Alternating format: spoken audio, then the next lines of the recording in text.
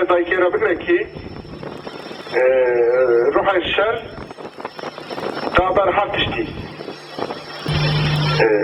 تشتك كوتاي كامل اگر تو جبوي ناموسي تحيفيها لني دي نكبي في ماليها. أحيي مقاومة ونضال المرأة في حي الشيخ منصور، وباسمكم جميعا نحيي جميع نساء العالم بمناسبة معنى الآذان اليوم العالمي للمرأة.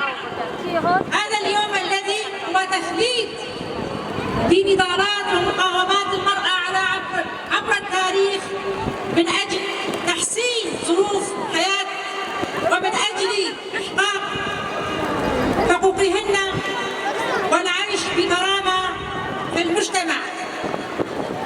من خلال الاحتجاجات التي قمنا بها النساء في العالم ضد الظلم والاضطهاد والضيق الذي كانت تعانيه المرأة، واللواتي قدمنا الغالي والنفيس وضحينا بحياتهن من أجل بناء مجتمع ديمقراطي يسوده العدالة، تحقق هذا اليوم بقرار أممي يوم 8 من آذار الذي نحتفل فيه كل عام.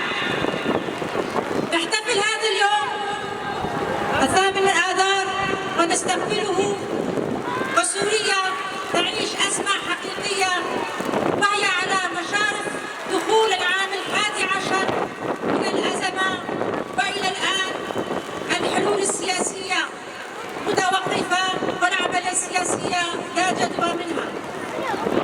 كل ذلك ومعاناة الشعب السوري في ازدياد، ومأساتهم تزداد يوما بعد يوم.